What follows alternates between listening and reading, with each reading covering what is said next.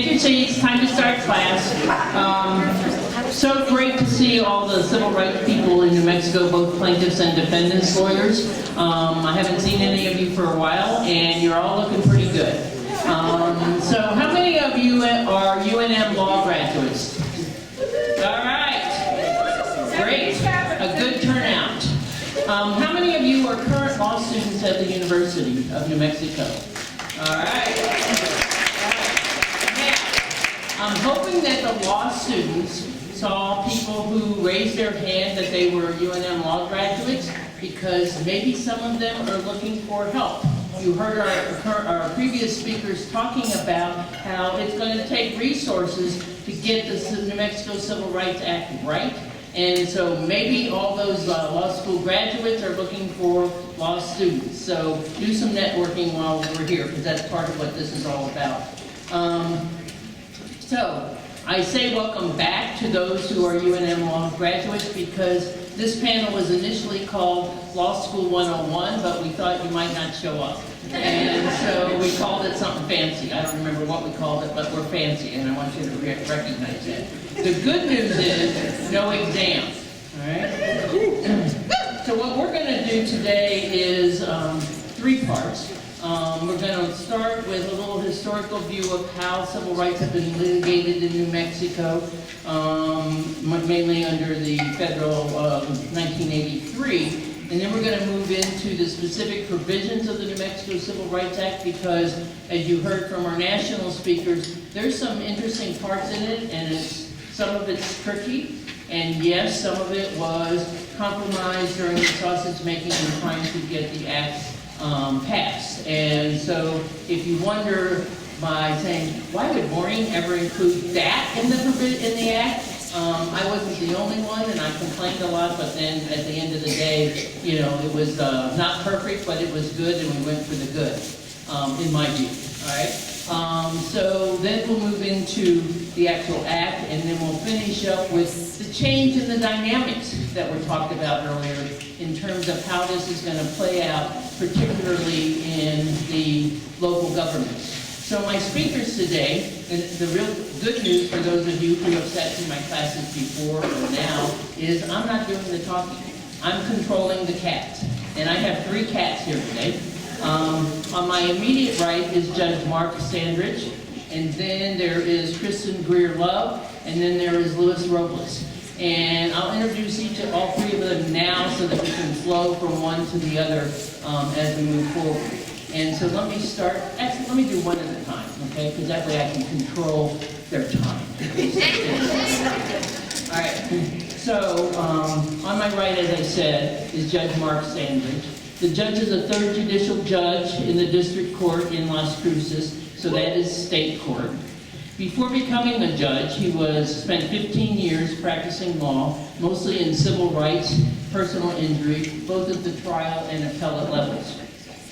He's appeared before the United States Supreme Court, the 10th Circuit, and the New Mexico Appellate Courts on qualified immunity and torts.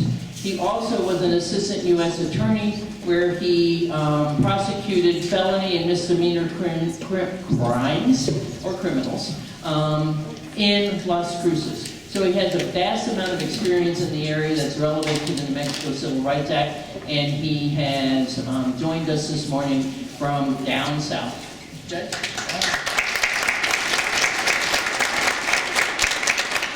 Thank you, everyone. Thank you, Professor Sanders. My name is Mark. Once upon a time, I was a civil rights litigator in one of my many past lives. And so, given that background, I wanted to give everyone kind of a thumbnail, because I know we've got a mix of very seasoned practitioners. Many of them have litigated against, many of them have litigated with. But we also got law students and folks from the community. So we thought it would be a nice primer and a nice start to give everyone a background on just how civil rights have been litigated traditionally in New Mexico prior to 2021, prior to the passage of the State Civil Rights Act. The primary vehicle for litigating civil rights claims here in New Mexico is the federal statute 42 U.S.C. Section 1983.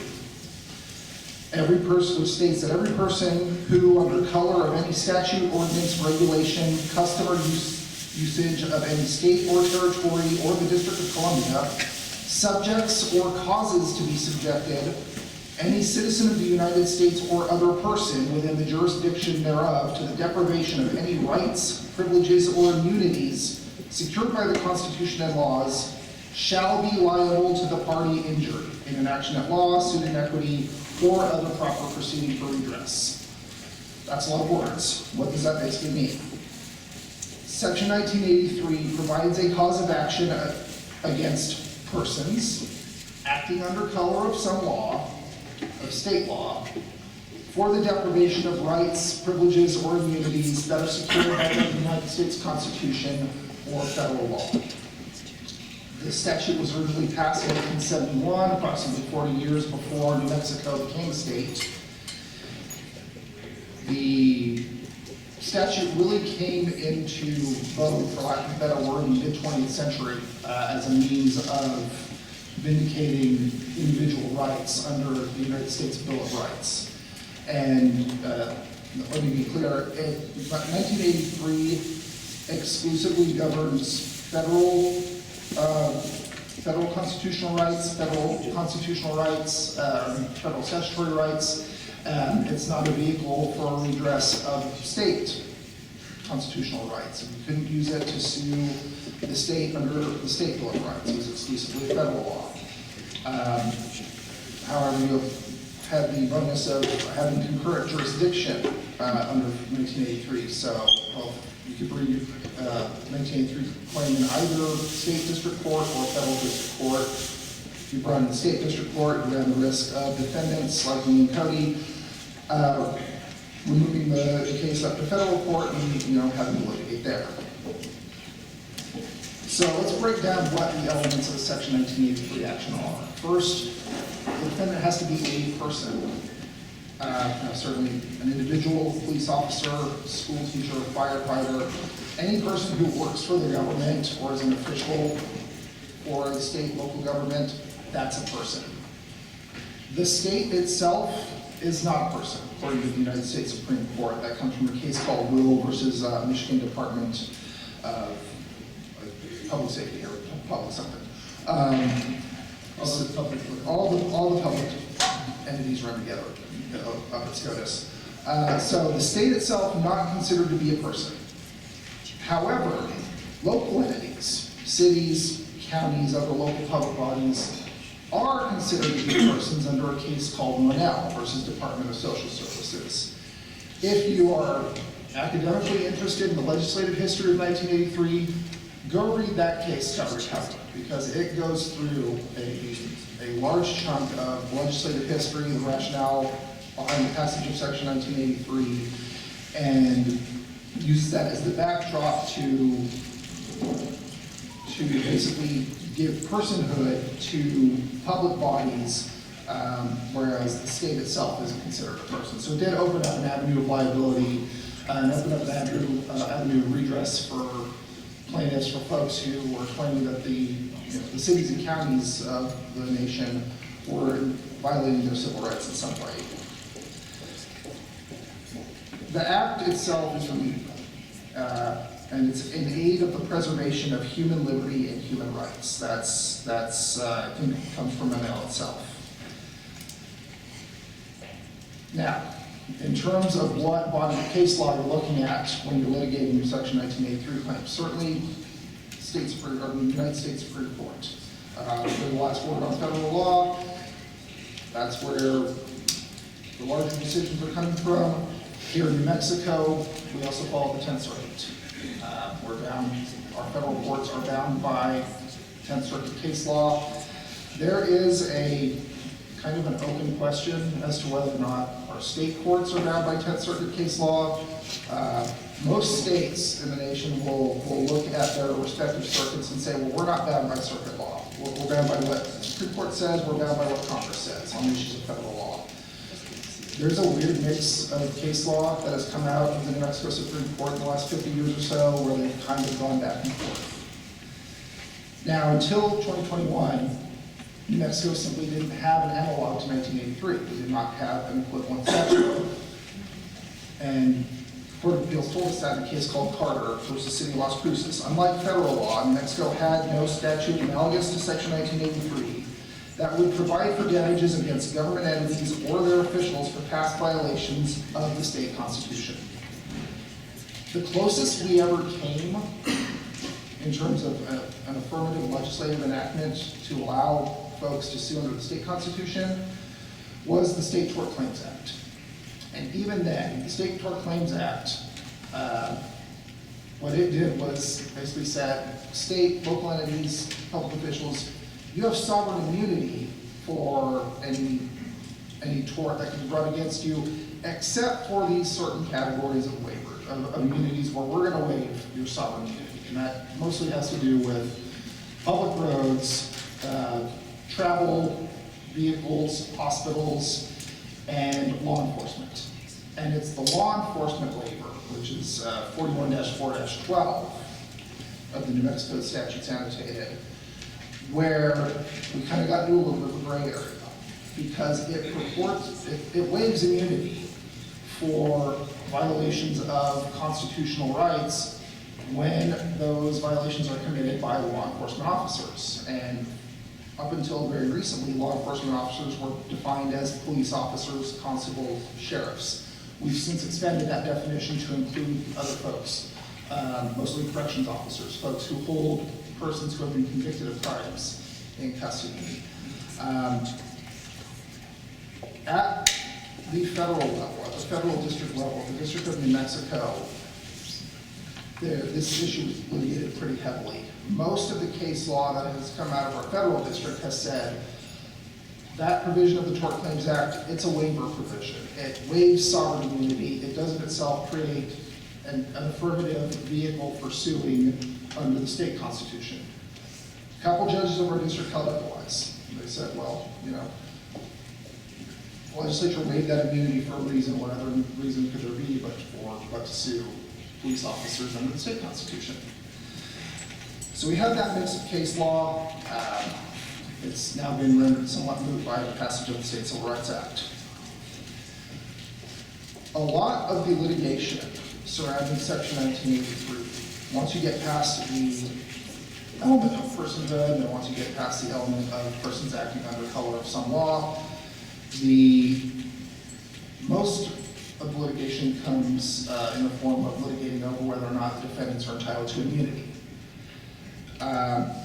Back in 1967, the United States Supreme Court issued a decision called Pearson versus Rael, where they said that while Section 1983 was broadly written, the court nonetheless consistently recognized that Section 1983 was not meant to abolish wholesale all common law immunities. Basically, what the Supreme Court has said over the last 60, 70 years is that 1983 was passed against the backdrop of tort litigation. It was passed against the backdrop of the common law. So the Supreme Court in Pearson started to try to incorporate common law immunities that would have otherwise just been available in tort litigation or elsewhere into Section 1983 itself, so that defendants, officers, teachers, whoever the defendant might have been, could raise those common law immunities as a defense. Later in Engler versus Pacman, the Supreme Court said that 1983 was to be read in harmony with general principles of tort immunities and defenses rather than in derogation of them. So it's kind of from that qualified immunity started to gain traction. Now, what qualified immunity says, according to the United States Supreme Court, is that a defendant is immune from suit, and not simply liability, but immune from having to proceed in the suit itself, unless the plaintiff, unless the person claiming the violation of a constitutional right, can show that their rights, A, were violated by the person, and B, that right was clearly established at the time the defendant took the particular action. And that comes in part from a case called Hope versus Pelzer, where the Supreme Court said that the defendant has to be on fair notice that they might be violating someone's rights.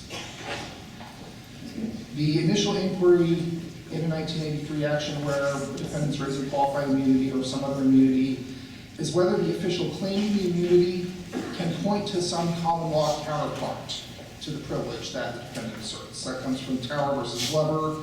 It's a 1984 Supreme Court case. In Tower, the Supreme Court went on to say that if an official was accorded immunity from tort actions at common law when the Civil Rights Act was enacted in 1871, the court will next consider whether Section 1983's history and purpose nonetheless counsel against recognizing the immunity. So there's kind of a policy question there. We're supposed to be looking as jurists when a defendant raises an immunity and points back to the common law and says, well, this was available when the Civil Rights Act was passed in 1871. Courts are ideally supposed to be making a policy decision as to whether or not that immunity is consistent with our values, is consistent with the remedial purposes of Section 1983. And in fact, then the Supreme Court said in Malley versus Briggs that when the court does look to the common law for guidance, it shouldn't assume that Congress intended to incorporate every common law immunity into Section 1983 in an unaltered form. So the Supreme Court has taken it upon itself to shape the immunities that you can raise under 1983 for better or for worse. Now, a lot of the criticism of qualified immunity, particularly in the last 20 years, stems from the fact that the Supreme Court and most of the circuits have made it a burden shifting issue, where basically the defendant only needs to raise the defense. In a normal action, when a defendant raises an affirmative defense, the defendant takes on the burden of them proving up that defense. With qualified immunity, they've treated it differently. They've said, defendant raises it, plaintiff, it's now up to you to show us, A, that your constitutional right was violated, and B, that that right that you're claiming was clearly established, was clearly recognized at the time the defendant took this action that you're complaining about. And while the courts have said, well, we don't want this to turn into a scavenger hunt for plaintiffs to go out and find cases with the exact same facts, where they can point to some case that existed years ago and say, yeah, look, the clearly established right existed. In practice, that's kind of what it has turned into. And so that's where a lot of the criticism of 1983 of qualified immunity comes from. It's supposed to be dealt with early in the litigation, and I think most defense lawyers, most prudent defense lawyers will raise it in either a pre-answer motion or early on in an early summary judgment motion. There is something of an open question as to whether or not you can raise it for the first time on appeal. Some courts have said, yes, you can. Some courts have said, no, you can't. I, as a practitioner, never wanted to take that gamble. So if you are or thinking of becoming a civil rights defense lawyer, keep that in the back of your mind that if you're dealing with 1983 litigation, raise your qualified immunity defense early so basically the court can get it out of the way. It is practically and categorically different from all the common law immunities that may have existed in the 17 and 1800s. It's kind of its own creature of the Supreme Court. Pearson versus Rael, which I mentioned earlier, that was a case that concerned common law in 1983 claims against police officers. And, you know, as a practitioner, I can tell you that's where a lot of the 1983 case law comes from, is the Fourth Amendment, excessive force, false arrest. At least that's what I dealt with primarily once upon a time.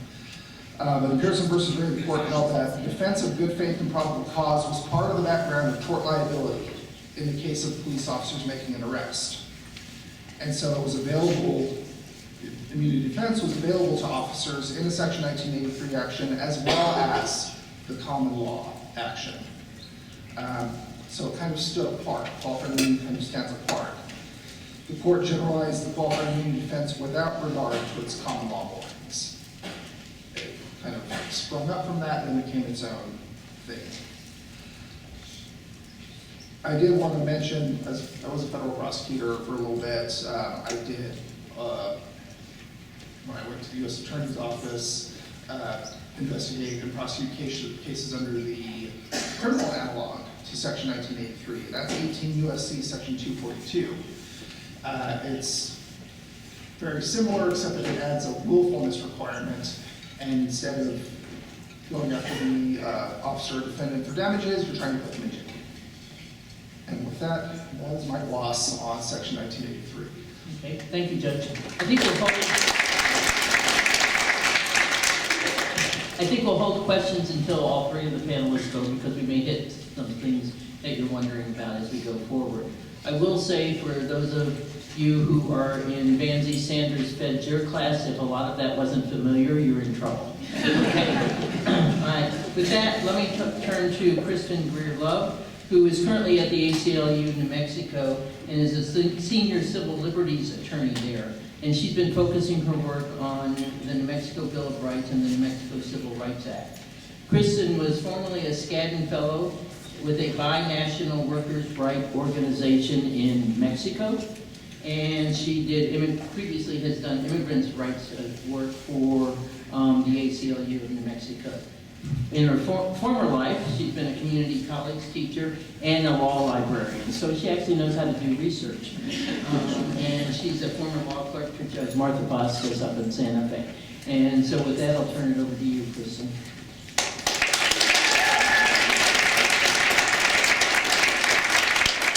Thank you, and thank you, Chanel. This is just phenomenal. And as we think about, liberal democracy being a retreat in much of the world and authoritarianism on the rise, I think it speaks to the quality of our bar that members of the defense and civil rights advocates can come together in a space like this and talk to each other with such kindness.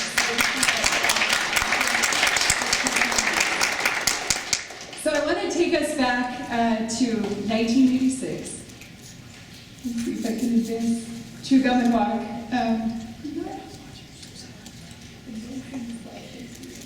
Only are you there? Yeah. Oh, there we go. Okay. Thank you. So, 1986, nearly 40 years ago, U.S. Supreme Court Justice Brennan took to the lectern at NYU Law School, and he was 80, and he had served 3 decades on the U.S. Supreme Court by that time. So imagine all that he had seen in the country and on the court. He was an energetic man, and his clerks would talk about how he took daily rides, even at 80, on his exercise bike.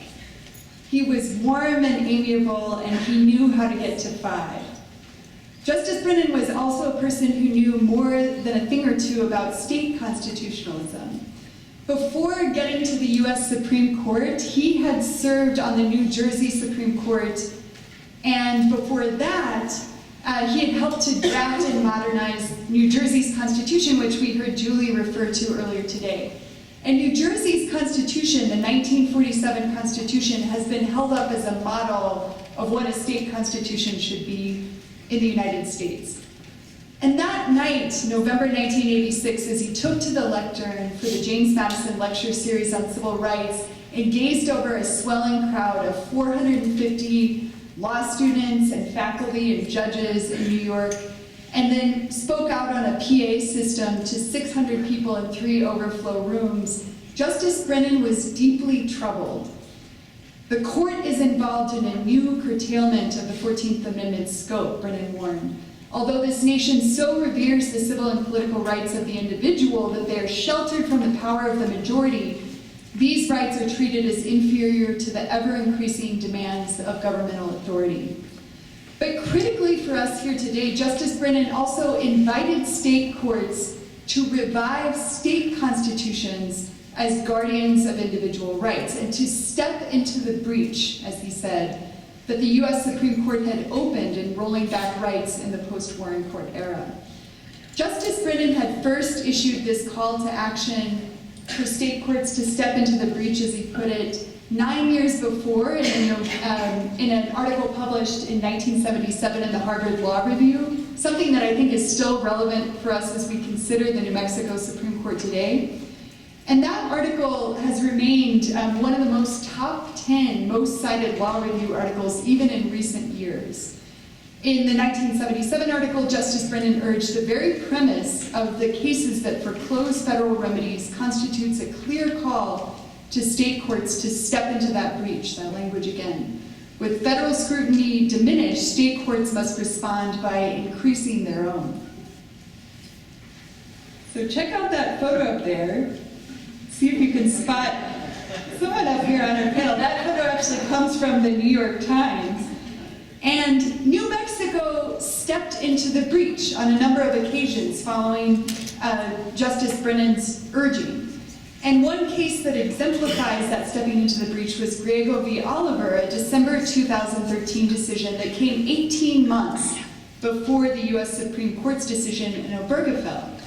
The New Mexico Supreme Court held that barring individuals from marrying and depriving them of rights, protections, and responsibilities of civil marriage solely because of their sexual orientation violates the Equal Protection Clause under Article 2, Section 18 of the New Mexico Constitution. So this is a moment where the New Mexico Supreme Court is saying, we are going to look at our Constitution and expand rights to protect this fundamental right of people to marry. And I was speaking with Maureen before this panel and sort of hearing a little bit of the story of this case. And one thing that was interesting about this case to me and thinking about the New Mexico Civil Rights Act is that one of the committed pairs of partners who eventually went on to marry in a cancer center, a heartbreaking story, worried about being able to access spousal benefits. And that was not part of this case. There was no remedy for the spouses hoping to seek spousal benefits who didn't have the right to marry at the time, something that they would have been able to achieve under the New Mexico Civil Rights Act. So I'd like to go right into the New Mexico Civil Rights Act. New Mexico Civil Rights Act has 13 parts, and they're up there on the screen. I encourage people to actually read the statute and take a close look at it, but we'll kind of go through it quickly today. So what does the New Mexico Civil Rights Act do? Well, it creates a claim for a violation of rights pursuant to the Bill of Rights of the Constitution of New Mexico. And we have a lot of language there, but we're looking at claims arising from the Bill of Rights of our state constitution, not the entire Constitution, but the Bill of Rights. And a couple of things stand out about this particular section. So the source of rights, again, is Article 2 of our state constitution. The defendant in the cases under the New Mexico Civil Rights Act is the public body, not an individual, so drawing a distinction from the 1983 context. And then we've got a number of remedies under the New Mexico Civil Rights Act. Those are actual damages, and we'll talk about the cap on those damages, equitable relief, injunctive relief, but no punitive damages. So that's a feature that's important to be aware of. All right. And when we're talking about the Bill of Rights, we heard Julie and Matt this morning reference our New Mexico Bill of Rights. We have a number of rights that have not been litigated at all in our state. And so it will be an exciting time to think about the indigenous origins of our state, so people who were here long before colonization, some of the Spanish origins, Mexican origins of these rights and what they mean to people in our state given that rich history. All right. So going back to who is the defendant is a public body, and in fact these cases can only be brought against public bodies, so not against individuals. We'll talk in a moment. The New Mexico Civil Rights Act doesn't foreclose other claims, so it may be that individuals are named in the case and that other claims are brought against them, but the New Mexico Civil Rights Act claims under the Bill of Rights are only brought against a public body. And so what is a public body? The New Mexico Civil Rights Act in its definition statement outlines who is a public body: state or local government, advisory board, commission, agency, or entity created by the Constitution, etc. But then it lays out several entities that are not government bodies according to the Act, so it's critical as litigants to look to that definition. We've heard about qualified immunity in the federal context. This is a feature that is a real innovation in New Mexico. New Mexico Civil Rights Act eliminates qualified immunity as a defense, so it isn't silent on that issue. It actually prohibits qualified immunity as a defense but it preserves judicial immunity, legislative immunity, or other constitutional or statutory or common law immunities. All right, this has already been litigated, so crucially, there's an effective date of this act, and that effective date is claims arising on or after July 1st, 2021. We've got a 3-year statute of limitations unless a longer statute of limitations is supplied under state law. But very important for litigants, that statute of limitations, there's also a provision for a notice requirement for certain claims. We'll get to that. So litigants who are seeking to bring a claim against a certified, essentially for an act or omission of a certified law enforcement officer, need to provide notice within 1 year of the occurrence of giving rise to that claim. And so that notice has to specify the time, place, and circumstances of the loss or injury. If you don't do that, you don't get to litigate under the New Mexico Civil Rights Act. So that is a crucial timeline. There are special provisions for people who are incapacitated from injuries arising from the New Mexico Civil Rights Act, and also for wrongful death that extend the time, but keep in mind that 1 year notice. Okay, what about employment claims? We've already had litigation on this issue. So the New Mexico Civil Rights Act forecloses people from bringing claims arising from their employment if they're employed by a public body. And I would encourage people not to be dissuaded from bringing such claims, but look to the New Mexico Human Rights Act. This is an alternative way for people who are employed by a public body to bring claims against their public employer.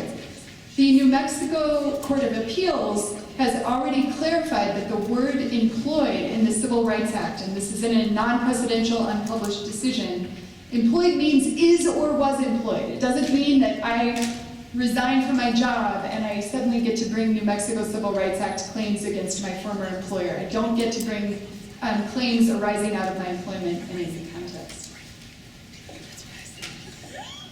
We have a cap on damages. So there's liability for each occurrence of a violation of the New Mexico Civil Rights Act that shall not exceed $2 million per claimant, and that includes claimants' costs of action and reasonable attorney fees, and I know there will be a panel later today discussing some of the fees issues, but critical to recognize that cap. Interest is allowed on judgment, and that's 2 percentage points above the bank prime loan rate. And then there's a cost of living increase in the maximum recoverable amount that occurs each year, and that's provided for in the statute. Okay, more details on fees. There's a specific fee provision that indicates that the court may, in its discretion, allow a prevailing plaintiff or plaintiff's reasonable attorney fees or costs to be paid by the defendant. And then who pays? So in this act, we have indemnification. So again, the defendant is not the individual who committed the violation. It's the public body who is the employer of that individual, and that public body indemnifies the individual and pays for the judgment, the litigation costs, attorney's fees, and the defense of the case. And again, the defendant is the public body, not the individual. One more topic about remedies. So the $2 million plus cost of living cap is for actual damages, costs, and fees, but courts can, of course, give equitable and injunctive relief under the New Mexico Civil Rights Act. That was the strategy that people used in the past when they were trying to litigate state constitutional claims. And these remedies are not exclusive, meaning you can bring other claims related to the facts in your case. You can bring other claims that are not New Mexico Civil Rights Act claims. And then something that I am very excited about, Julie talked about reading the Constitution. I read a lot of public records along with my colleagues at the ACLU of New Mexico. We are all about that. And the New Mexico Civil Rights Act indicates that public bodies need to maintain records of all final judgments and settlements paid by the public body under the Act. Those records are subject to inspection of public records requests, and the associated complaint is subject to public records requests. So that is very helpful information, not just for advocates, civil rights advocates, but for journalists who want to understand how well is a state body complying with this act, because not only does the act give people the right to sue, it also says that employees of public bodies shall not violate the Bill of Rights. So it's telling, putting government agents on notice that they shouldn't be violating the Bill of Rights. So just a quick recap. We covered a lot here, but New Mexico Civil Rights Act provides a cause of action under the Bill of Rights. The defendant is a public body. The act indemnifies the individual, so the public body is paying for it. And there's no qualified immunity. July 1st, 2021 is the effective date, 3-year statute of limitations, and you've got to provide that notice of claim for certified law enforcement within a year. And we've got a number of remedies, and there's a records requirement for the public body. So just returning very, very briefly to where we began with Justice Brennan's talk in 1986. So Justice Goodwin Liu of the California Supreme Court revisited the law review article that Justice Brennan had published in a really beautiful way. And he was looking at Justice Brennan's call for state courts to step into the breach and considering what that meant in 2017. And Justice Liu urged that, as Julie and Matt were urging in their remarks earlier, that state courts should not fear looking at federal law as another source of their understanding of their state constitution on par with other sources of law, such as other states. So to not defer to the federal government in understanding how we should interpret our state Bill of Rights, but rather to develop an independent state analysis of state bills of rights as a critical piece of their work under judicial federalism, which we have today. And Justice Liu also urged that we should not, as people living in the United States, be concerned about discrepancies in the way that states are interpreting their constitutions as potentially more protective of individual rights, and the way that the US Supreme Court is interpreting the federal constitution, because there's a kind of redundancy. And in modern constitutional theory, as we talked about at the beginning, that we're all here today, although we have differences of opinion about how our Bill of Rights should work, we can be here peacefully in this room and talk about them. And the way that we're channeling disagreements about the interpretation of our Bill of Rights through the courts is an indication of a healthy democracy, and not one that we should fear or back away from. So I echo the call to develop an independent analysis of our state Bill of Rights and to do away with this approach which has for too long deferred to federal courts' interpretation of the US Constitution. Thank you very much.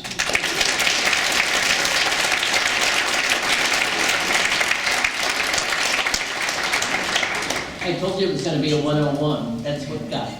It was perfect. There's a lot of people say, oh, we have a New Mexico Civil Rights Act, so I'll just sue under that, and they haven't read the act. I know that because some of my former students have called me, and I said, well, have you read the act? Did you know that an employee can't bring a case? And then they went, oh, no, I didn't know that. And so, read the act. With that, let me turn to our final speaker on this panel, Robles. I should tell you that Louis is a really good civil defense lawyer, and I know that because he was one of my students. And so not only have I taught some of you who are doing plaintiff's work, I also taught Louis and some of his colleagues. Louis has spent 3 decades representing governmental clients, including in cases involving allegations of police misconduct and prisoner rights, and his cases have been in both federal and state courts. He, both as an assistant city attorney in Albuquerque and in private practice, he has an extensive trial experience. He's done over 70 trials. He has successfully defended clients in 13 police shooting cases and 5 canine apprehension cases. I didn't know we had that many canine apprehension cases, but Louis seems to be the expert in dogs. He also has had some successful defenses in 2 anti-war protest cases. The issues that he's been involved in, and I'm going to read some of them because you will think about these in terms of these are the types of issues that will be raised in the future in New Mexico Civil Rights Act. High-speed vehicle chases, warrantless arrests, search warrants, crowd control, use of force, canine apprehension, and police shootings. And so with that, I'll turn it over to Louis for his comments about the changing dynamics of the ball field.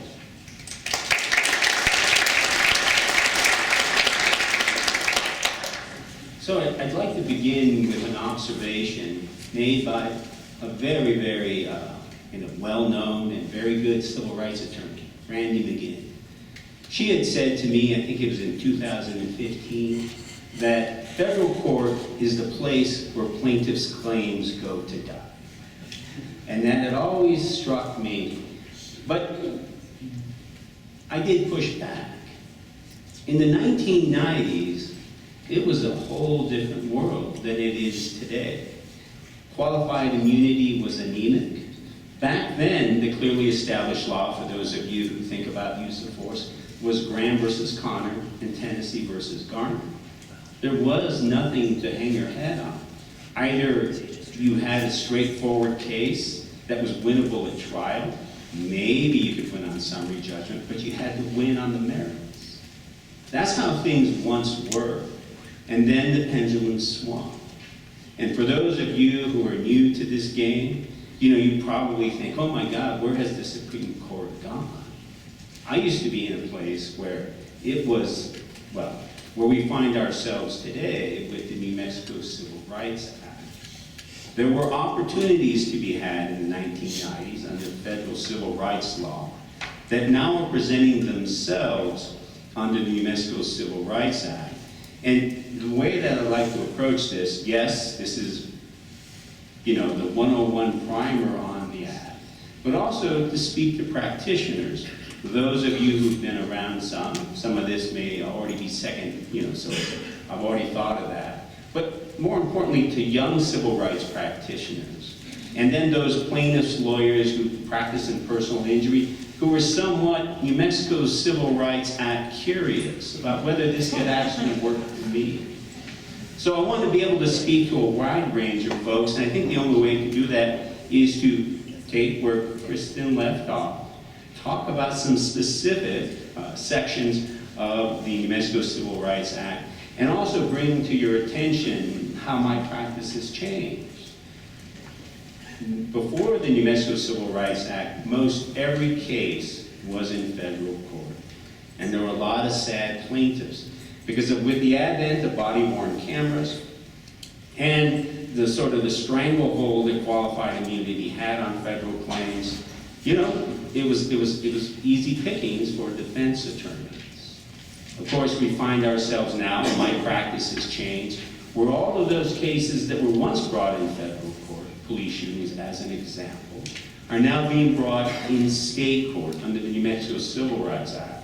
Yes, those plaintiffs' attorneys have given up a certain monetary recovery with the certainty that their case can be adjudicated on the merits and not, shuffled off because it did not violate the clearly established law under qualified immunity. Now again, I'm hopefully being able to speak to a very mixed crowd of folks who have different experiences in this realm, and my hope is that you begin to see that we've been here before, and now what seems to be a new frontier, maybe it's a place for you to look back in time, look back at the jurisprudence from the 1980s and the 1990s in the federal circuits, to come up with some ideas that I'm currently seeing in my practice. Now, to start off with 41-4A12, which is the enactment date, the prospective application of the Act. Claims arising solely, and I say that word with emphasis, from acts or omissions that occurred prior to July 1st, 2021, may not be brought pursuant to the New Mexico Civil Rights Act. And here is an opportunity for the creative plaintiff's attorney to take those words arising solely and do something with it that benefits their clients. It's interesting that arising solely, or I should say, when it comes to enactment statutes, there is the canons of statutory construction that all statutes, unless it specifically says is retroactive, are presumed to be prospective. But I have been amazed about how plaintiffs' attorneys have drafted the accrual case law from statute of limitations to the enactment date. And so even though, let's say, for example, the false arrest happened before the July 1st, 2021 enactment date, there is this conspiracy that led to the charging, that led to the prosecution, that then terminated in the criminal defendant's favor after the enactment date, and thus take an event where someone was put in custody, put in handcuffs, sent to jail before the enactment date, and we suddenly we have the act applying because the final act, that is the adjudication, let's say, there was a dismissal in a criminal case, happened after the enactment date. So just because you think that July 1st, 2021 is, your event happened before that, if you are creative and you think about how to bring other areas of law to play, you can allow your claim to survive under this act. And again, I've seen it done with, wholehearted conspiracies. I've seen it done with, the accrual language, for example, that malicious prosecution under federal law. There is a body of case law that says that claim becomes right after there is a favorable determination. So there is ways for you to get past that July 1st, 2021 date. And again, being creative here is very meaningful. And I'm always impressed at plaintiffs' attorneys and how they can see their way past what seems to be an obvious roadblock. Now, 41-4A3, and I'm going to read to you Section A for a reason here. The deprivation, this basically allows the right to you can bring a claim for the deprivation of any rights, privileges, or immunities secured pursuant to the Bill of Rights of the Constitution of New Mexico. Now, you think to yourself, I can read what's there from the first from the first section to the last section. But what really has struck me is that there are so many places, and this is all in the federal circuits, and ultimately it died a painful death in the Supreme Court. In all the federal circuits, you can read about failure to protect cases and how there once was an opportunity to bring a failure to protect claim under federal law that the United States Supreme Court foreclosed in DeShaney versus Winnebago County. You can go back, resurrect those arguments, and then claim under Article 2, Section 18, that the New Mexico version of due process, substantive due process, has a provision for failure to protect. And of course, one of the cases where a very young personal injury plaintiff's lawyers made that argument, you might remember there was the tragic shooting at Washington Middle School here in Albuquerque. The plaintiff's attorney made the claim not only that there was premises liability under the New Mexico Tort Claims Act in Section 41-4-6, but there was also, under the due process provision of the New Mexico Constitution, a duty by school employees to protect that young man from the violence that befell him and caused his death. And, it was interesting, and this is also something for you for your, defense bar. We had these sophisticated East Coast adjusters who have law degrees and practice law, and they just laughed at the claim. They just said, well, and they could cite off the top of their head all the federal circuit court cases that said that bringing a duty to protect kind of case against a school district is a non-starter. But I said, you misunderstand our act. You truly misunderstand our act. It's not about deliberate indifference, and I'll get to that later. It's about negligence. And all of that case law that you relied upon to deny claims is not going to work for you today. So, so there's a lot of education that has to happen, not only among the bar, but among all the professionals that work with the lawyers both on the defense and on the plaintiff side, about how this is really a game changer for the bar, or for everyone, I should say.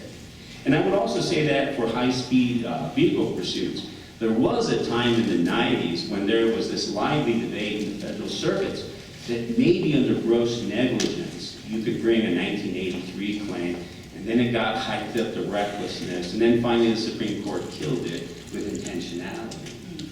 But there was a time, and I tried a case in the United States Federal District Court in front of Juan Bruciaga, where the standard was gross negligence in a police high-speed vehicle pursuit case. So all of that case law is out there for you to find and to think about. So that, and again, I don't see high-speed motor vehicle pursuits in 1983 cases anymore. It's too hard. But now I can see every high-speed motor vehicle pursuit brought against the police where there is this third party who's injured, turning into a New Mexico Civil Rights Act claim. So again, you know, what's now new is really old. And if you go back, you will find a way forward. Now, when it comes to, and this is the part that I think that gets the most, that's hardest for most defense attorneys and their adjusters to really wrap their heads around. 41-4-3B. A person who claims to have suffered a deprivation of any rights, privileges, or immunities pursuant to the Bill of Rights of the Constitution of New Mexico due to acts or omissions of a public body or person. Acts or omissions. That's the language of negligence. We have a very different state of mind requirement than what the federal law requires to bring a 1983 case. And for those of you who have ever fought the fight to overcome deliberate indifference, you know what I mean. You know, you might as well bang your head against a concrete wall hoping that somehow you're going to get in, and you just can't. But with a negligence standard, you find yourself with an opportunity that does not present itself under federal law. And what once seemed to be an impossible case is now a possible case. And again, for insurers, they just can't, and again, I shouldn't stereotype the overly educated East Coast insurance professionals who just cannot accept. You like dealing with them? Well, you know, it's a group of people who practice a little bit, but I think what they enjoy most is telling you how bad you are at your job, even though you practiced 20 years longer than they have. So there's that. Don't let that sway you about my opinion. There is, now moving on, and I'll forget the adjusters here in a bit. Section 41-4A6, the limitation on recovery. Now, in any act, and this is Section A, in any action for damages against a public body pursuant to the New Mexico Civil Rights Act, the liability per occurrence, emphasis added, shall not exceed the sum of $2 million per claimant, emphasis added. Now, if I'm a plaintiff's attorney, I'm asking myself, what can I do with this? Is there an opportunity here that doesn't seem immediately obvious, but maybe I can make something out of it? And let's just take a hypothetical. Two plaintiff's attorneys meet, they have a wrongful death case. There is the estate's claim, there is the beneficiary's claim. Under the New Mexico Tort Claims Act, you might have a claim for personal damage, maybe some emotional, maybe some medicals, and then there was a loss of consortium claim. I think, well, okay, that's kind of limited. I don't know what we can do for the family that survived the decedent. But when you look at this, per occurrence and per claimant, the estate brings, and let's just take a police shooting case, brings a New Mexico Civil Rights claim under Article 2, Section 10, New Mexico's Fourth Amendment, so to speak. And then the family brings, or I should say the surviving family members bring their own claim in the New Mexico Civil Rights Act. Let's say they bring a First Amendment right of familial association.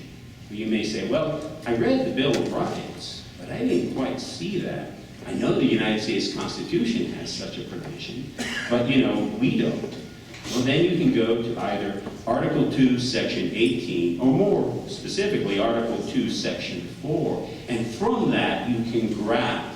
And certainly, the Court of Appeals, the New Mexico Supreme Court is going to find a reason to adopt the federal version, or at least a version of it, of a right to familial association. And thus you have two independent claims, two independent claimants, who can then say that they're entitled to $2 million each. And there's also the issue of occurrence. Does occurrence really mean only one singular event? Now, some of you may have heard Randy McGinn, and Randy McGinn has often been on the other side of many of the cases that have been against her. And so there's an awful lot of exchange that has happened here. But one hill that she fought on for decades was trying to, under the New Mexico Civil Rights Act, create 2 occurrences or 3 occurrences, and just couldn't put that together. Now, my law firm did just that. And we were representing a decedent, or I should say, the surviving family member of a young girl who was killed in the Aztec school shooting. We had the negligence against the Aztec Police Department. We had the negligence against the Aztec Municipal School District, and we were able to convince the district court judge that even though there was one school shooting, that there were 2 separate occurrences and thus 2 separate caps.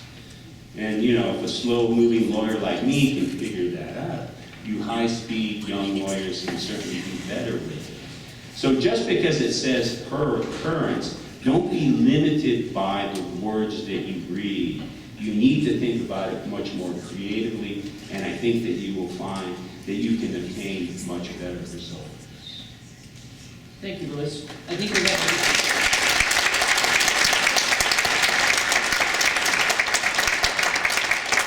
We have a little time for questions if anybody has any. Yep, over there. Testing. I have 2 questions about the notice of claims requirement.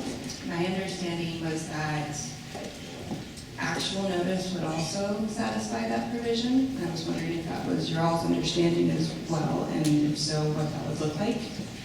And then I also wondered if, it seems like under the Tort Claims Act, the recipient of the notice of claims is slightly different than under the Civil Rights Act. So I was wondering if you thought notice under the Tort Claims Act could also satisfy the requirement under the Civil Rights Act. Louis, you want to try that? The law regarding notice under the New Mexico Tort Claims Act is rather generous in terms of how a plaintiff can, show that the entity was on notice that a lawsuit may occur.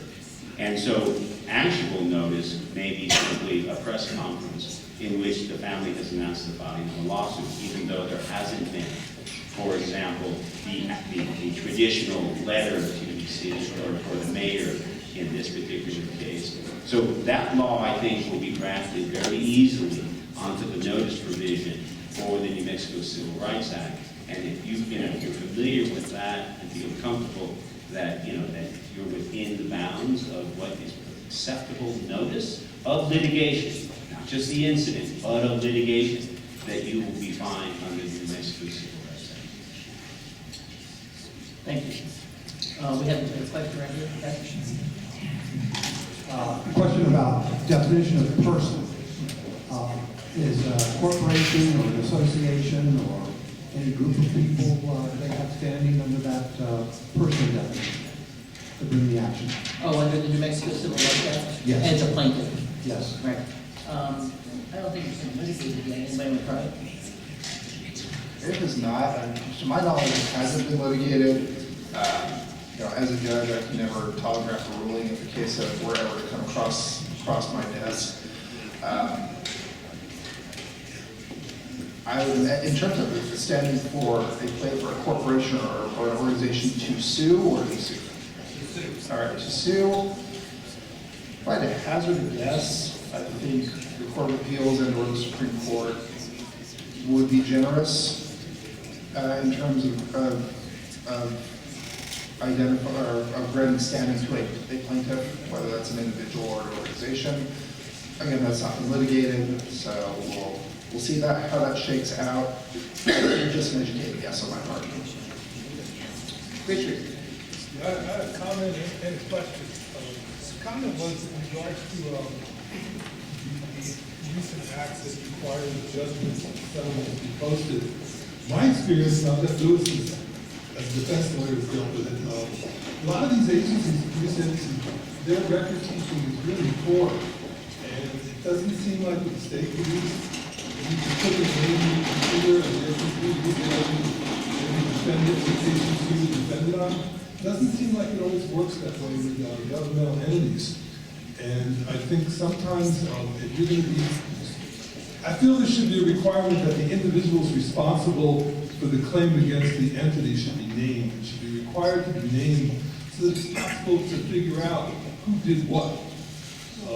In future cases, particularly if you're going to have supervisory claims, even though, yes, you're responding superior, but there's some value to supervisory claims, and it's really hard to figure out who the individuals were 3 years down the line when they're not a defendant. That's just a comment. And my question related to the question of employment law, and I've seen this happen. And you read about it occasionally too. I've seen it happen where police officers get on the wrong side of their department and false arrests occur. I've read in the newspaper, I haven't seen it here, where African American undercover agents get shot by members of their own department. I'm just wondering if those are considered employment cases. I'll take that one. But first, let me respond to your comment.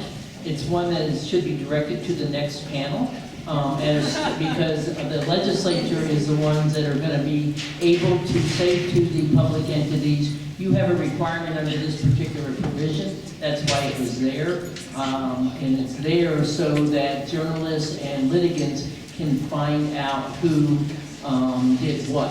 And I agree with you on name. I think any plaintiff's attorney that fails to name in the complaint, not as a defendant, but fails to name who did the bad stuff is crazy, because they're not helping the next litigants.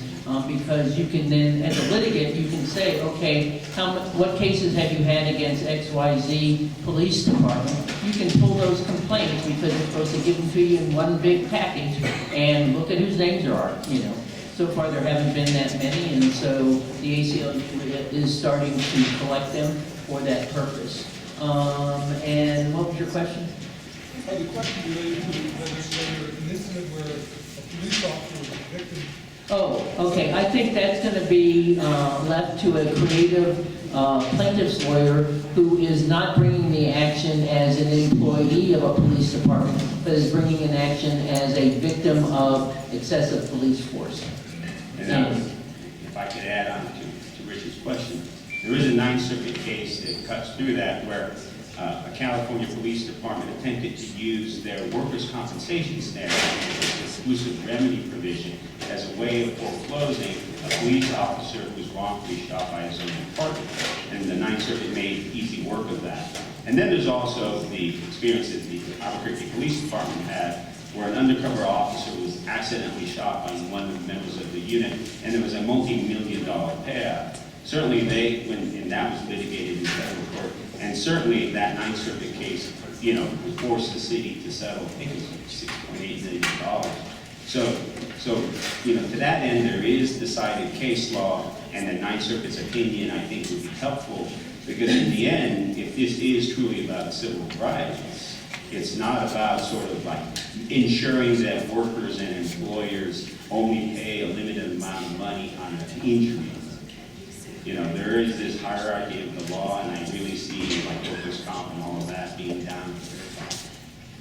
Okay, thank you. With that, we're going to have to close. The people will be around for questions later or lunch or whatever, and I'm sure you can feel free to ask many questions. I want to mention a couple of resources that haven't been mentioned but are relevant, particularly on interstitial law. I know that the Supreme Court has said, yes, we've adopted interstitial law, but if you actually look at the cases, they only use it when they think that they like it. They like it, or Justice Daniels like it, or whatever. It was not mentioned in Greer versus Oliver and in other cases. And so there is a law review article by Mark and Linda Fancy on interstitial law in the New Mexico Law Review. There's a couple other law review articles by Linda and Mark and Andy Schultz and Melanie Stombaugh. And so make sure you look at those because they've been doing lots of work on state constitutional rights for many years. So with that, I will end with the words of Jolene Youngers that she came up to me during the break, but you will know that I am not directly quoting her when I give you this thing. She said that the name of this seminar or symposium should be the New Mexico Civil Rights Act. Don't mess it up.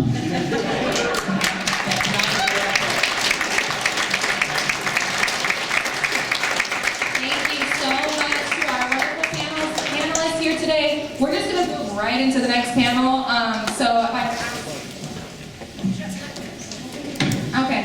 I can ask Mark Baker and our legislative group to come up, and then please excuse any of the noise back there. They're going to set up lunch that will be ready after this panel, so we'll go ahead and get moving right into the next one.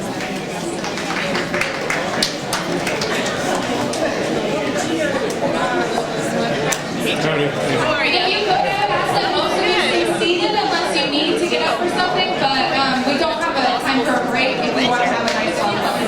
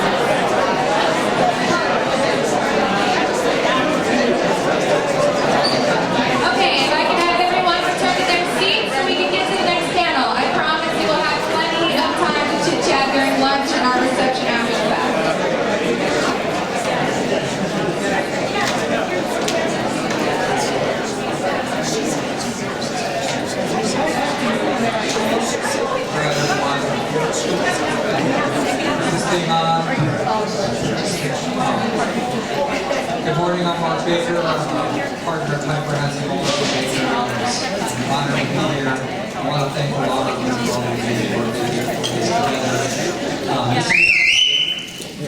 well done. Whoever that is, well done. I hope from this panel you all will have a better understanding of what our legislature is required to do and the amazing things that they are able to do under really difficult circumstances. Because we have a citizen legislature, they're unpaid, they're expected to be universal subject matter experts. They are expected to get their work done in 30 or 60 days, and then they are expected to field all the complaints because of something didn't like this piece or that piece. And I think that the Civil Rights Act is a testament to what our legislature can do that sets an example for the country, and there's a great group of people here to give a range of perspectives. So this will be more free-for-all than broken up speaker by speaker. I have former Speaker of the House, Brian Egolf, who's a partner now at Egolf, Ferlic, Martinez, and Harwood. He was first elected to the legislature in 2009. I'm not sure if he was 30 yet or rushing up against it, but everyone here has served in the legislature at a relatively young age.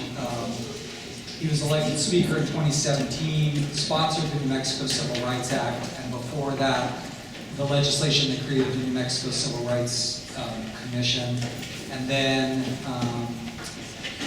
is practicing in Santa Fe as a litigator, undergraduate degree from Georgetown, and his law degree from this esteemed institution here. Going in alphabetical order, I have Representative Brian Lane, who's from Aztec, minority leader. First took office in 2021 and was elevated to minority leader for the last session, if I've got it right. Bit the bullet and took one for the team. He missed the meeting. I'm going to call everyone by first names just for ease here.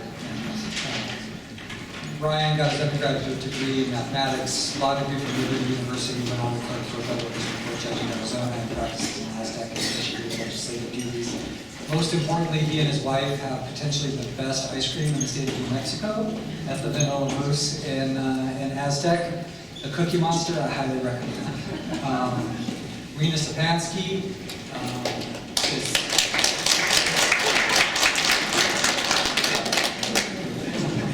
is currently the majority whip in the House. She's the daughter of parents who immigrated from India, grew up in Decatur, Georgia, graduated from a Scotch university called Brown, and has lived in Santa Fe for 20 years and succeeded Brian in the seat that he had held in the legislature. Before that, she had been Brian's chief of staff in the legislature from 2017 to 22. Reena is a force of nature. If you need anything done, Reena is the person who will get it done. I'm a little bit afraid of her because of her productivity, but she is an absolute force. Al Park serves in the legislature from 2001 to 2013. Was born in the Panama Canal Zone, the son of a Venezuelan mother and a white father. He got his bachelor's from Purdue and his JD from George Washington, and came here and clerked for Federal District Judge John Conway. Al has served, I'm relatively new to the legislative game. The Civil Rights Act was the first time I ever touched legislation directly. In the last session, I was general counsel to Speaker Javier Martinez, and Al has basically been my tutor on legislative process. I'll go into a hearing, I'll leave, and they'll be like, yeah, you probably should have done that. So this is a great group, and I want to break up what we're going to talk about into 4 little sub-stories. The backstory on the concept of the Civil Rights Act with Brian, and then for years before that, so I'll actually start that with Al. The New Mexico Civil Rights Commission process, which I'll talk about very briefly. Then how the bill marched through the session, and along the way talking about some of the key compromises that came up during Maureen's panel, and that some of you may have wondered about or have already asked questions about today. And then a little prognosis going forward.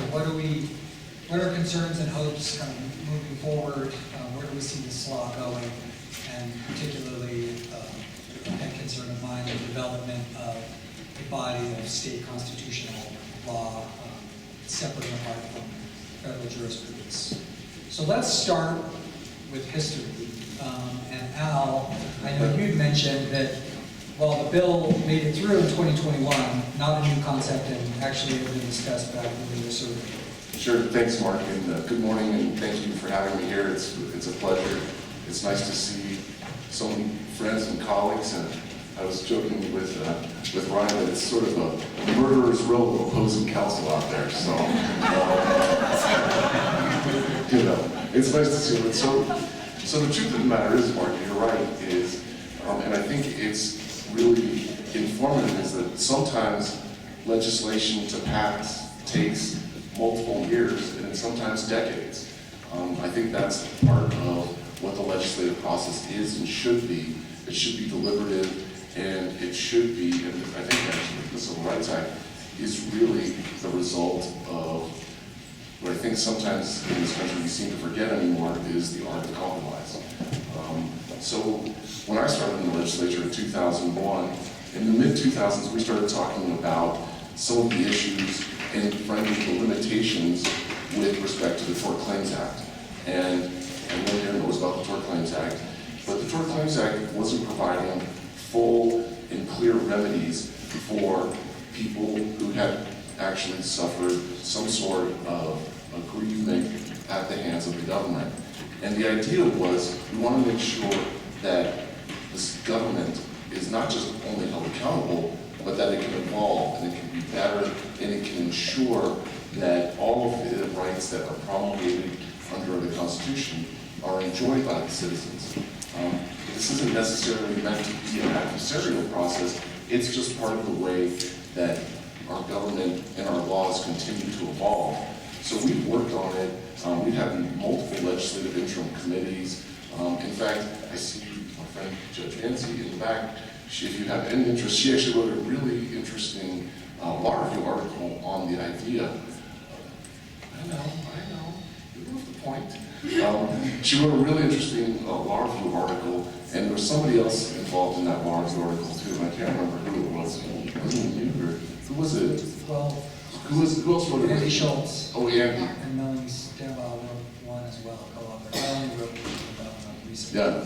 So I just remember Linda because we took the bar together, and we were both federal law clerks together. But it was a really interesting article about the limitations of the New Mexico Constitution, and it really talked about how if you're going to implement and move these laws forward, you're going to have to change it because of the concept of sovereign immunity. So I think that's a little bit of the background. And then jump forward to 2020, actually. COVID's in, special legislative session, and out of it comes the bill creating the New Mexico Civil Rights Commission. So I'd like Brady to speak on that. Hi, everybody. I'll echo Chairman Park's comments. Just say hi to everybody. It's amazing how many faces I recognize here. It's nice to see everybody. And thank you to the law school for the invitation. It's nice to have you guys extend an invitation to the newest has-been in New Mexico politics.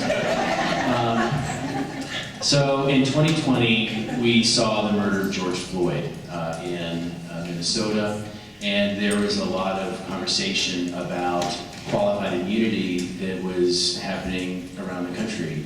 Former Congressman Amash was proposing legislation to abolish qualified immunity nationally. I read a lot of articles about qualified immunity and came to view it as the probably greatest example of judicial activism or judicial lawmaking in history of the country, because it's something that doesn't appear in any statute or in the Constitution, but the Supreme Court invented this as a way to shield government actors from the consequences or from accountability for their actions in derogation of rights afforded to the people under the Constitution. We also had a case in our firm where a little boy who was a foster child on the eastern part of New Mexico was brought into the home and was taken repeatedly over the course of months into a sexual abuse and sexual torture room in this house, and was raped at gunpoint, was forced to rape other children at gunpoint, was forced to do things that were really unthinkable, and to suffer treatment that is beyond my ability to comprehend how horrible this situation was for this little boy. And it was primarily my law partner, Kate Ferlic, who I want to give a shout out. She is just a real leading expert in litigating these cases. We brought a 1983 claim against the foster parents and against CYFD, and we basically, long story short, we lost the case because of qualified immunity, because there was not a 10th Circuit decision informing foster parents that it violates the constitutional rights of a child when you rape them and force them using your authority derived from the state to force them to commit heinous acts against others. So we lost that case, as I said, of qualified immunity. Now there is unfortunately, it's only a district court decision. We did not take it to the 10th Circuit. But there is at least that they're putting foster parents on notice, so if it unfortunately happens again, there's a possibility that that case will be seen as something putting foster parents on notice, so that qualified immunity would not shield future foster parents who do these horrible things from accountability. And it was watching Kate litigate this case where I literally could not believe that a judge would allow this to happen. You know, as I said, I'm not the expert here, that's my partner. But she tried to explain to me probably a dozen times how qualified immunity was going to let these parents get off without any accountability. And it was just the absolute disbelief that this could be the law in the United States that made me think that qualified immunity had to go. And that was the case that I had in mind when we introduced the New Mexico Civil Rights, the bill that created the New Mexico Civil Rights Commission. And the charge to the commission was to, it's a few things. One, decide if we needed a Civil Rights Act. If we did need one, what should it look like? And three, how it should be applied to the state. Should it be all aspects of government or law enforcement or something in between? Mark was the vice chair of that commission. Justice Boston was the chair. We had a great group of people from all over the state, and they ultimately voted to recommend the creation of the commission, recommended a bill draft, and recommended that qualified immunity be abolished in New Mexico.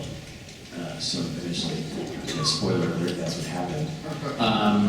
And we can get more into why we made certain decisions, what's in the bill, how we got there, what the legislative process was like. But that's the short story of how we got there. But one thing to keep in mind here is, I would say, what, 95% of the conversations that were had about the Civil Rights Act during the process were about law enforcement.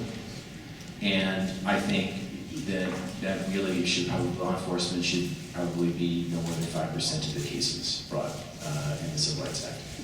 There's a lot more in the Bill of Rights that needs to be used to protect those rights, and I think too much focus on law enforcement as the reason for this bill is very misplaced, and based on cases that have been filed, which I'm aware of, under the New Mexico Civil Rights Act, law enforcement are very, very few, if any.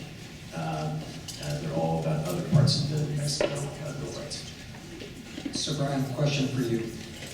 Obviously, you can't set up a commission to review every potential piece of legislation that comes up. Why set up the Civil Rights Commission?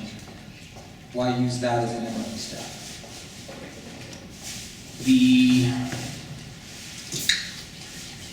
I think part of it is that you said that where legislators are expected to be universal subject matter experts, and other than us, there's very few that are. And in this issue of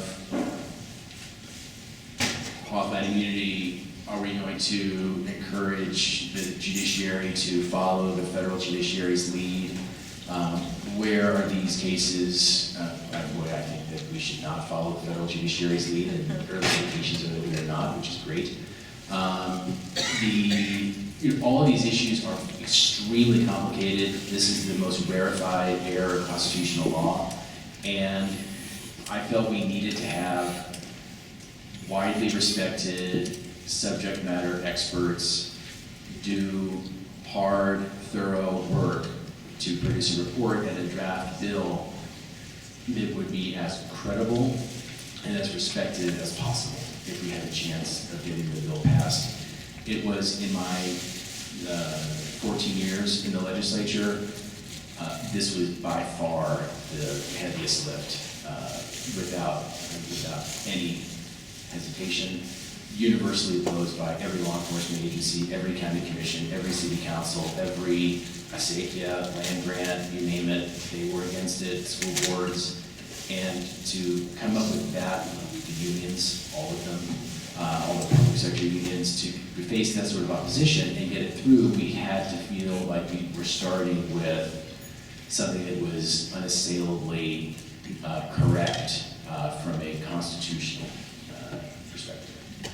All right, so I'll just briefly touch on the commission. I learned a lot more than I'm sure I contributed to the commission process, because it was very interesting. 9 members, chaired by former Chief Justice Boston, who's a consummate gentleman and managed the process in a very fair, balanced way. Early, Maureen mentioned mentorship and opportunities for the law students. I want to tell you that if you keep your eyes open, you'll have the chance to do really interesting things, because we got to staff the commission, and we were lucky to have a phenomenal lawyer, Alexander Friedman Smith, as the attorney for the commission. But 2 law students, Abigail Van-Schneebeck and Jacques Chenard, volunteered and got to work throughout the commission process on the report, and it took a ton of work. So we worked from August to November of 2021 to produce a report. We met about 7 times, 3 hours each, and we had great subject matter experts who came in to educate all of us. It was a mix. We had a law enforcement representative, we had a DA from Las Cruces, we had a legislator from the northwest corner of the state, Justice Boss and myself, Denise Torres, who's a very well-respected mediator.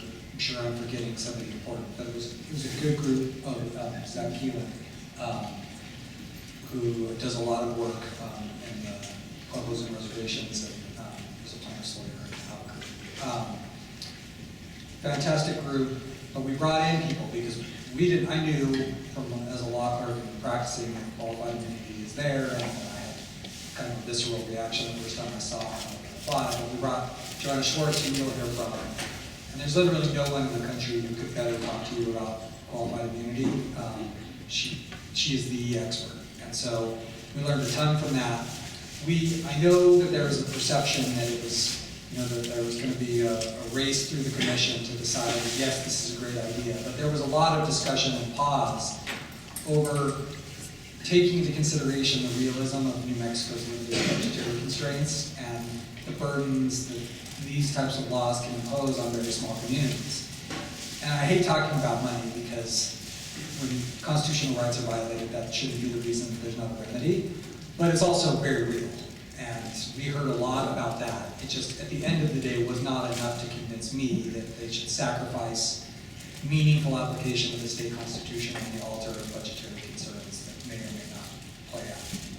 So the process was great. We issued the report, and then we march along to what I consider a master class in the legislative process that was managed by Reena, pushed by Brian, and maybe opposed by some people. But I'd like to hear from all of the legislators who were serving during the session, kind of reactions to how it made it through. I do want to talk about some of the concerns that, compromises that were reached. And I really, actually to tee it off, I'd like to hear from Ryan, kind of his first reaction to the bill, concerns that arose, and how you felt like those were or were not able to be taken into consideration in the final bill. Thanks, Mark.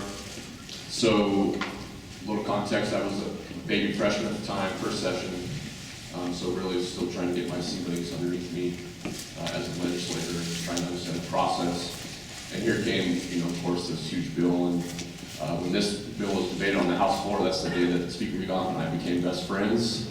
I offered an amendment that essentially said that if you are a sitting legislator, you're prohibited from bringing in these claims while you're in the legislature. And you can imagine how that went over. So that was an exciting debate for sure. I'll tell you, I voted against the bill. I still don't support the bill. I'll be very honest with you about that. I do understand the rationale behind it and the need for it. I think there are some tweaks that would have made it, I think, more palatable for conservatives. And I know most of the discussion this morning, as I listened to it, did involve law enforcement. And whether right, wrong, or indifferent, the perception to law enforcement was bad. We as a culture, whether we choose to support law enforcement or not, I think is really important. These are the men and women who go into the darkest places and the hardest of times when most people want to run the other way. And what you saw, and what I interacted with when I talked with law enforcement, is what was happening nationally was one thing, and then for New Mexico to turn and do that same thing was very difficult for law enforcement. You saw actually quite a bit of retirements that happened soon after this bill was enacted into law. And so it did impact us. And here we are sitting in a city, that suffers from a lot of violent crime. And we have a hard time recruiting and retaining law enforcement. And these are the type of things that make an impact. So that was the main reason why I took issue with the bill. I think maybe the better discussion should have been around, was the cap enough under the Tort Claims Act? Do we as a society want to be able to compensate monetarily someone who's been injured, or non-bodily injured, if they have a constitutional violation of their rights? Do we want to open that up for monetary compensation? Is something like an injunction not enough? I think those would be the better conversations. But that was, my philosophical part of it. In terms of compromising, again, I was just a little baby freshman. I wasn't involved in any negotiations that may have been happening between the speaker and the former leader at the time. I know it was hotly contested as it made its way through. I would submit there's a reason why every law enforcement agency, every county, every city, every school board opposes it. I do actually represent the city of Bloomfield, and we've had a couple of cases already that have been filed under the Mexican Civil Rights Act. So yeah, it's surprising to me to hear that it's not going to impact law enforcement, because it's already impacting that small municipality. And remind you, this is a city that its annual budget is $9 million. So when you have a $2 million cap per occurrence, and your insurance is up to $1 million, it creates a lot of issues, as you can imagine, for a small town like that. So I don't deny that there are needs for this kind of change. I think maybe the discussion needs to be a little bit different. And what I hear about qualified immunity is not really taking issue with the doctrine itself, it's the application. It's this idea that you have to go on a wild goose chase to find a case with the exact facts. That's the issue I hear, is the application. I do think there are times where qualified immunity actually is beneficial. If you think about it, if you're in the heat of a moment as a law enforcement officer, and you have to make a split-second decision, if it wasn't abundantly clear whether the law allowed what you did or not, why would we penalize that person? And then really that's how I understood, the rationale behind qualified immunity. And I don't practice in this area in terms of, plaintiff's work or defendant's work, so I'll be the first to admit I'm not an expert, but that's what my understanding of the rationale behind qualified immunity. And so I think there might be some applications where it still makes sense. In the realities of state court, it was not a theory anyways, and then we enshrined it into state law. I think maybe a more curious outcome would have been to actually enshrine qualified immunity, to allow it, and then to make individual bad actors individually liable. I think that would move the needle the most if the theory is we want to stop bad actors. But as it is right now, it's the public entity that's on the hook. The bad actor is not on the hook at all. So, and then we rely on those public entities to make sure that they keep their house tidy and get rid of bad actors, but that's easier said than done. So that's my unpopular opinion for the day. So thank you.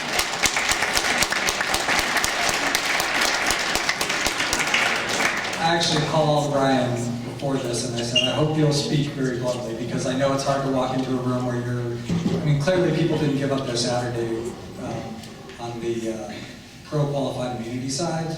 Is probably underrepresented in the room with the practitioners in that area. So I appreciate you coming in.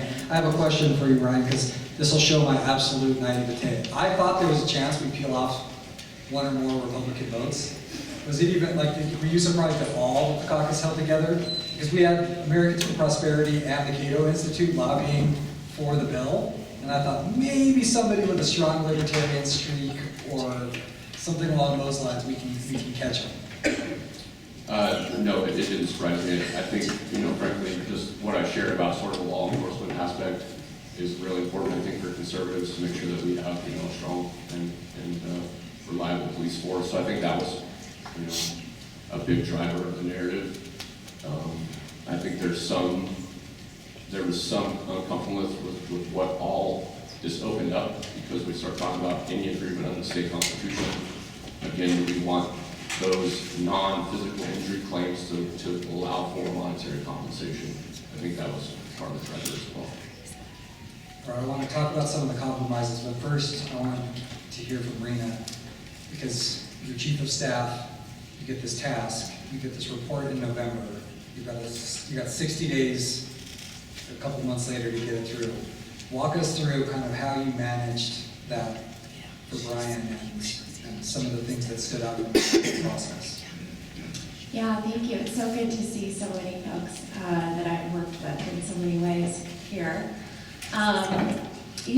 Yes, we got this comprehensive report that was incredible. Mark and Justice Lawson and that commission gave us a wealth of information to work with. They gave us a bill that was a great starting place. And then the task was, how do we now shape this in the public eye, and how do we shape this in the legislative process? At a time, remember back in 2020, at a time where there were big national forces pushing this debate back and forth, as Ryan alluded to, in terms of opinions and desires around the role of law enforcement, mass protests for racial justice, this backdrop, and bringing that home into our legislature and saying, okay, how, given all of these folks that we know, given the committees that this is going to go through, how do we shape this in a way that is that makes it compelling? And I would say we really tried. Even though law enforcement was incredibly upset at the time, I think not just about this bill, but about a lot of things in the national rhetoric. How do we make this about the entire Bill of Rights? How do we make this about all of the rights that we want to protect? And so, I do want to credit the people here, particularly Maureen Sanders, of course, but also Equality New Mexico, ACLU, Baron Jones, Meg Dorsey was there, Julia Barnes was there. These are all great experts that you guys should reach out to if you want to know more. And one of the great things about the commission was it had allowed some personal stories to come forward. And so we crafted a legislative kind of presentation that was really based on those stories, and most of those stories were not about law enforcement. We had a person who had been wrongfully convicted and had been on death row, whose conviction was overturned. We had the auntie of Omari Varela, who the entire system had failed, which included law enforcement, but also included CYFD, also included the public education system. And then we also had the dad of a woman who had died in custody in Santa Fe County. She was incarcerated but had been taken to seek medical care, and she had died. And these were critical stories to shaping and illustrating the broad spectrum of rights that we were talking about and the broad spectrum of folks that this would apply to. We also, the speaker and I at that time, had this really impactful meeting with some law enforcement officers, and I'm sure he will talk about this more, but the decision to remove the individual liability was, I think, critical in building at least a communication bridge with law enforcement. Because, the other thing I think we haven't really talked about is that one of the driving factors here was that we wanted to create through the passage of the Civil Rights Act and the claims that would follow it, we wanted to create a mechanism for institutional policy change. At that time, I don't know what it is now, but at that time, there were only 2 jails that had gone through the accreditation process in this state. And that's, we have more than probably 30 jails in the state. And so part of this is, it isn't, and to Ryan's point, I think I have a very different point of view, which is, yes, there are individual bad actors, but it is up to institutions to determine who those bad actors are, and also to create training and policies and resources so that those as much can be prevented for the folks that are simply making mistakes and are not bad actors, but just simply making mistakes or don't have the appropriate training or don't understand how their work intersects with the Constitution and the constitutional rights of the people that they are serving or helping or addressing through their work. You know, we have these institutions that employ these folks have a real responsibility to implement policies and training to make sure that that happens as few times as possible. And so I think that piece really factored into how we shaped what we talked about. The folks that were brave enough to share their stories, like, made such a lasting impact on the legislators that voted for this legislation. And I think it's, you know, it would be nice if we had this bipartisan commission that represented a variety of agencies that had come up with this bill. It would be nice to think we could just present that to the legislature, and the legislature would say, great, sounds good, we're good. But the reality is that, you know, the people that made great sacrifice to be there and share those deeply personal, painful stories are the ones that we should keep in mind when we think about any possible changes, and they're the ones that we should keep in mind when we think about how this bill actually became law. So Reena, I want to talk about compromises and lead into that.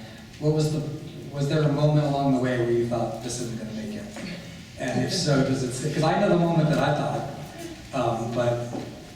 Oh, that's interesting. I think, well, you know, we had a couple of very difficult hearings. And I think that a floor vote that I just thought, I don't know if we're going to get there, but I will say this is, you know, this is where the speaker's brilliance came in, because in guiding some of the changes, we were able to show that we were listening, that we were incorporating all the feedback from all the different agencies that were standing in opposition, and reflect the will of those. So I feel like those were moments. I mean, I remember sitting in the speaker's office as we did, I think that Senate Judiciary hearing was on Zoom, wasn't it? Yeah, and just, I think I was pacing back and forth in the office as he was presenting the bill. But, you know, there were some very, very stressful moments, I think, that we really weren't sure. And I would say the fact that this bill passed in one session is truly remarkable and is a testament to how hard we worked to compromise and shape the bill as it went through the process. I think if we had insisted on the original version, I think we would still be debating the bill right now. I agree with that, so that's a perfect segue to, and one observation that I made during the session was, one of the things that's great about New Mexico is that it's a small state and everyone knows everyone.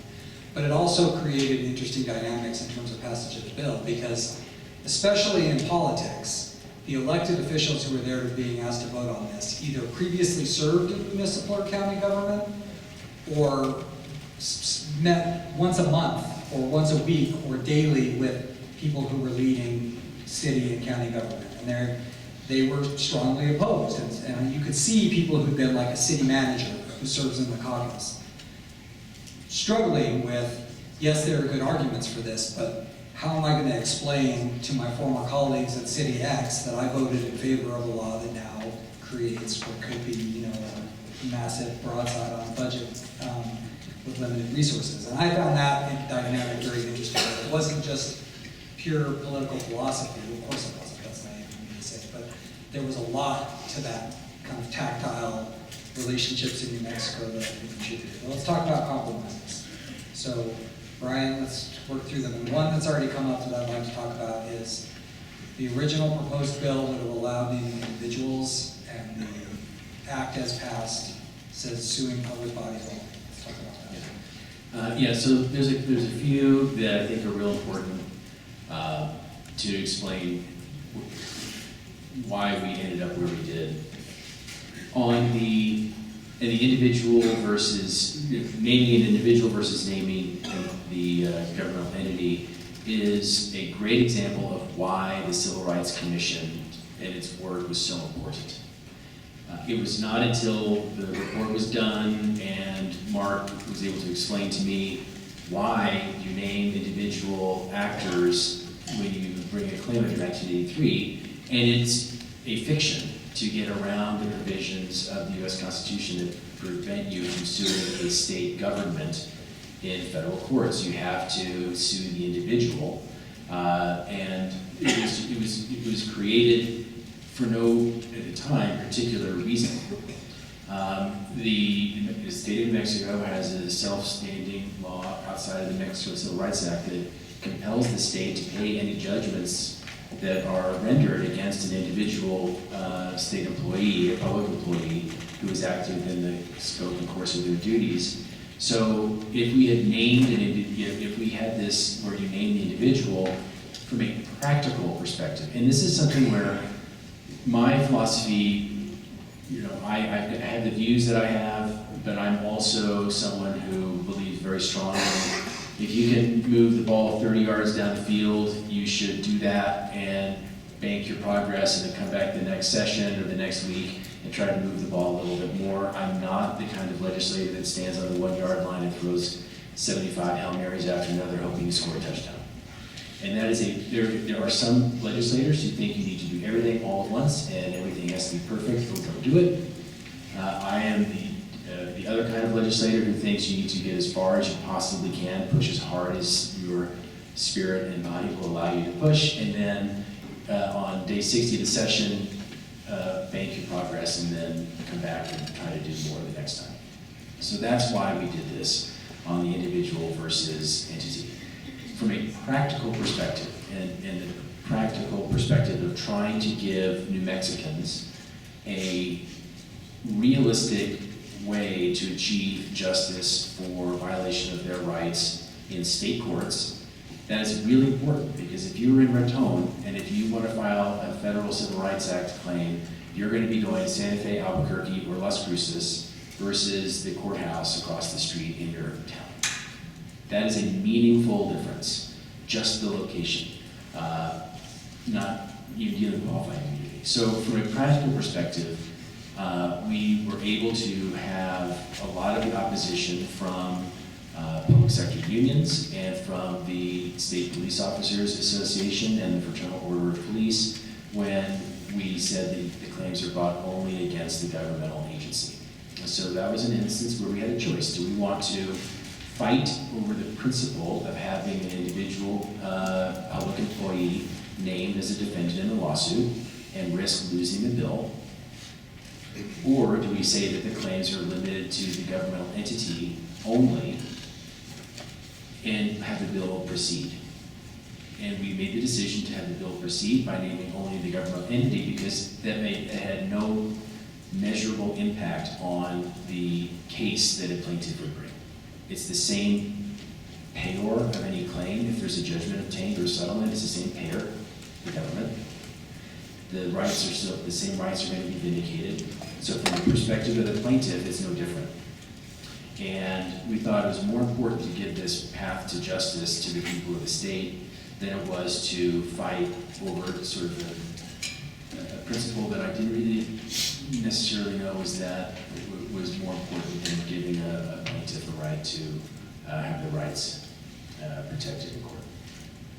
So on that, I remember when Brian asked me what I thought of this compromise, and I'd actually love to hear what Professor Schwartz thinks of this, because it kind of hurt my feelings after the session. We got scorched in the Washington Post for this piece of the statute. A reporter from the Post said it doesn't let victims name the people who harmed them. Absolutely true.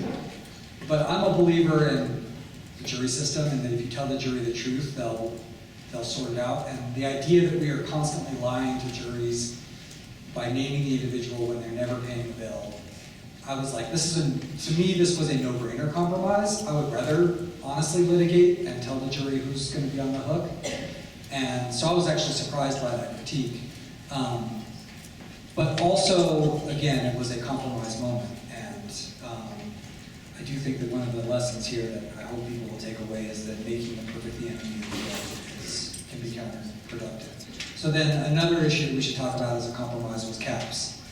And those came up during the commission, and we knew they were going to come up, because two of the major topics were, as Ryan mentioned, just deal with this within the Tort Claims Act, which has caps that haven't been amended for a long time, but does provide certainty to local governments and the state in budgeting for what they can and can't be hitful from a financial perspective on a claim, or imposing a separate cap.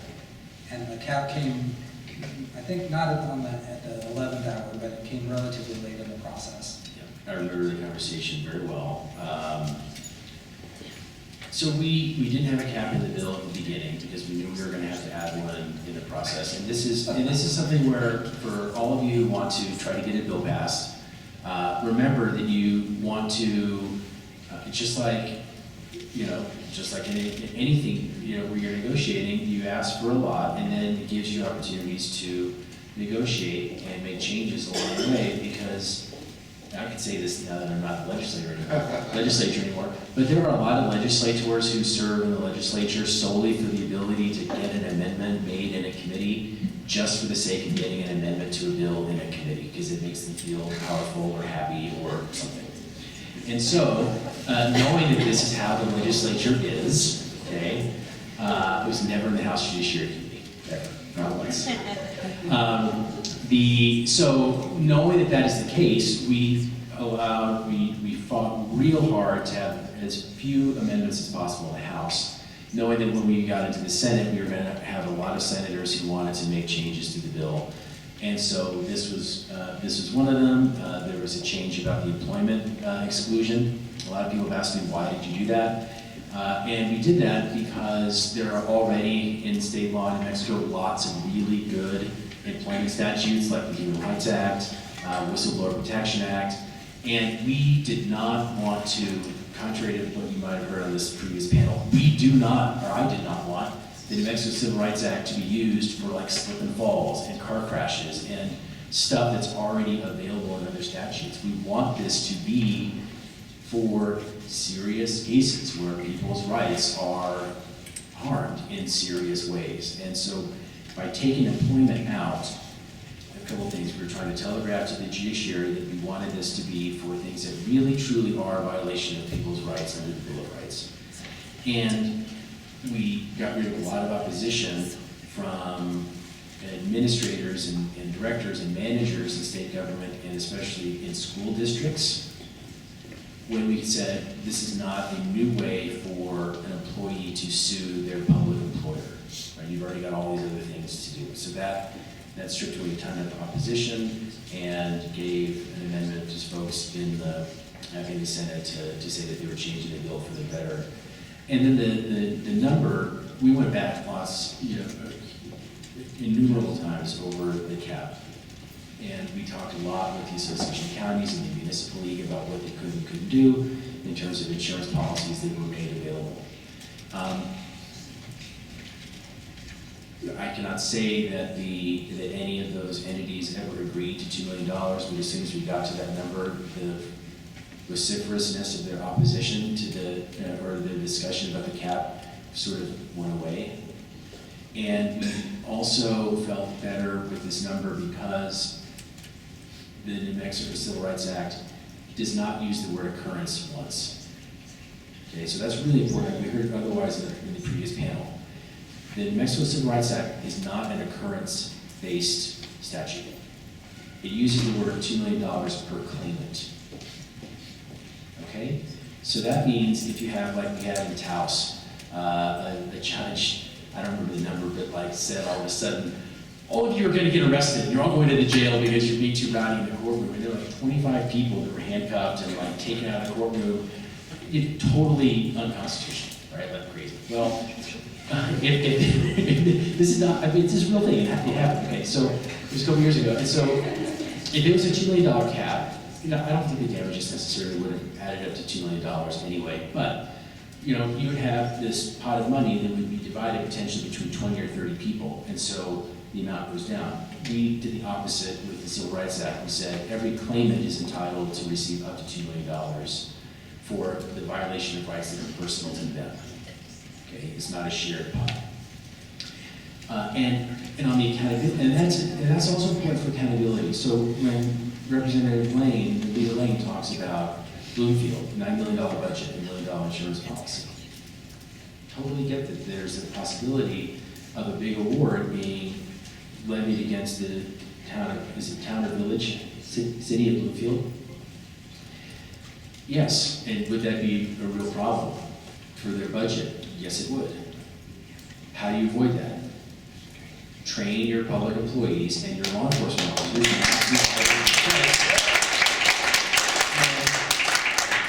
and have a tax base that gives you enough money in your public budget to hire and retain the best law enforcement officers that you possibly can.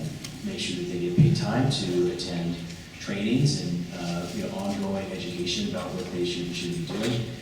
Do risk management on the front end, which is like every corporation in America does risk management on the front end to reduce the risk of loss on the back end. These are well-known and well-trodden fields and paths of how do you reduce the risk.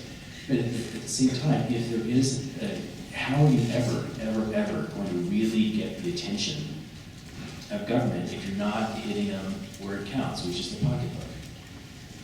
And simply limiting it to injunctive relief, yes, there's something that's good there, but if it's your house that gets busted into at 2 in the morning and it's your wife's possessions and if your kids' possessions that are getting thrown out on the street, your house is getting just ruined.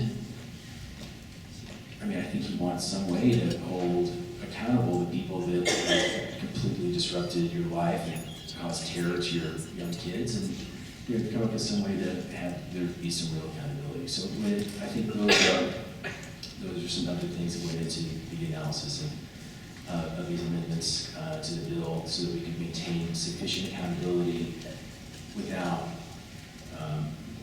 putting governments in a position where they really would not be able to be uninsurable. So that's kind of the key to that conference. So, making this like a presidential debate, I know we have a lawyer and an elected official down the road that might want to respond. And also, I want to hear from Ryan and from Al, because Al would have been at the session watching this unfold. I don't think you lobbied on it directly one way or the other, but did either of you see a time when you thought it was going to die? And were there amendments that you thought were particularly significant? But first, I want to let Ryan talk if you'd like to have a chance to respond.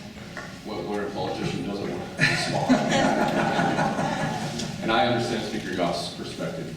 One of the issues that I think we have in academia is we tend to talk in a vacuum. That's not how the world works. It's easy to say you should spend more money, train your employees, do a better job on the front end. But we're talking about a negligence standard. We're not talking about a deliberate indifference standard. It's negligence. And so what happens with these cases that I've seen is the employer has to make a decision. Do we roll the dice, or do we compromise and settle these cases out? They're almost always going to be settled out, even if your officer didn't do anything wrong, which is purely negligence, right? So that's the issue. It's easy to say, well, train your officers better, do compliance, those things. But we're not talking about deliberate indifference. So it's pure negligence, and that's one of the issues I think I have with the concept when it comes to using taxpayer dollars. So again, I just would say we're not operating in a vacuum, we're operating in the real world, and these entities have to make hard decisions. It's not black and white, but these are all bad actors. Then you have a negative standard. So as far as whether the bill had a chance to die, frankly, I would say no. I would tip my cap to Speaker Egolf. He was a force when he was in the legislature. He really was. And so when he put his weight behind this bill, it was going to get to the finish line. I never saw a point where it was not going to pass. I think it was coming and it was going, and I don't think there's anybody who's going to be able to stop it. And the reality was the vote of the commission, as I recall, was 5-4. So it's not like this was bipartisan, unanimous agreement. This was a beautiful idea. The commission was 5-4. The legislation that came out of that commission was divided. But I think, from the time it was dropped, I think it was pretty clear it was going to be a commission. Al, anything to add to that? No, I agree. I always thought it was going to get to the finish line. I think it's interesting that you guys thought it might be in trouble. Don't get me wrong, nobody, with all due respect to my very close dear friend Joseph Cervantes, nobody enjoys a Senate Judiciary Committee hearing. That's just, I mean, and if you do, there is certainly therapy to be found.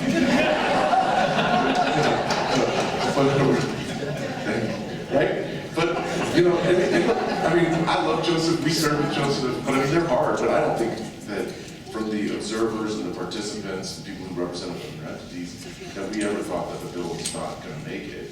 The only question was, and, you know, I give real credit to the speaker and the staff and the people that worked on it, was truthfully that they could have just run it over the opponents. They really could have, from our perspective.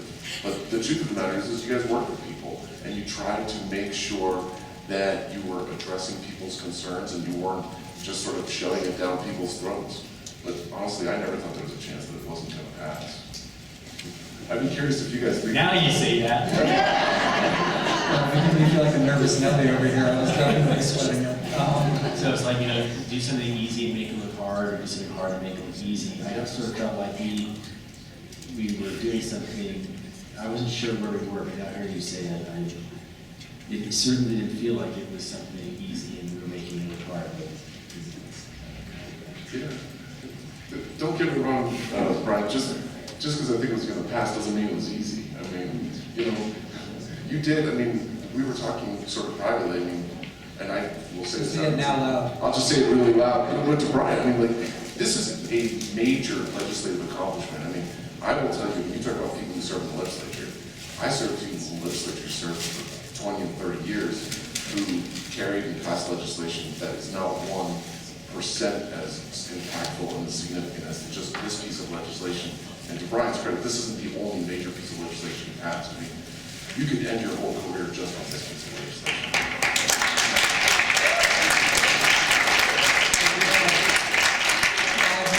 This is being recorded with something nice being said about me by Al Park. Thank you. I was going to say, 30 years of friendship. So, rather than have us prognosticate about the future, we've got a couple of minutes, and I thought there might be one or two questions we could do. Hey, Lord, vicarious liability.ml and report available. Oh.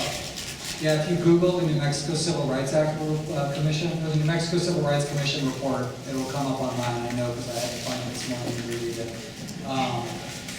And then vicarious liability versus Monell liability. So those of you who practice in this area will be familiar, but under federal law, to sue a city, county, you have to show pattern and practice, custom, to reach the entity.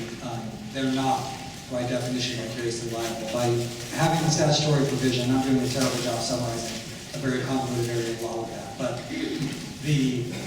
by providing you sue the public body, you're avoiding all of those landmines that are an entire separate body of federal law for municipal and county liability for the conduct of employees. And so, again, on that compromise over naming the individual versus naming the public body, this provides a direct line to litigate whether there is a systemic problem that drove a violation, if you want to go beyond just the individual Officer John Smith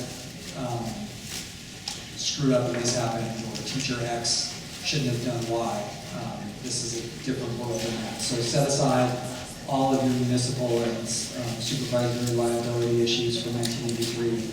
Ditch that part of Maureen's Fetcher outline and our civil rights litigation class outline, and just focus on the constitutional standards. Other questions? A lot. I just wanted to say a quick word about the unusual process of the commission, because I have read those minutes, and they are an amazing set of detailed minutes. We have great staff doing that, but this is a chance to read not just legislative history, but pre-legislative history, which doesn't usually exist.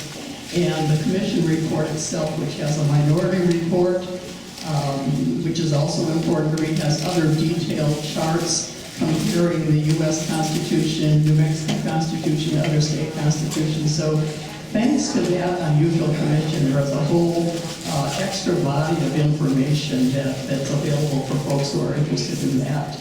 And the fact that it was a 5-4 vote, but there were other votes in the minutes that were 6-3, there were some votes that were 9-0, but Justice Boston reminded me that at the end it was a 5-4 vote. So the fact that the minority report is part of your report, I think is a real plus. And so thanks for that. That's the mic, so we're going to let you get the last question.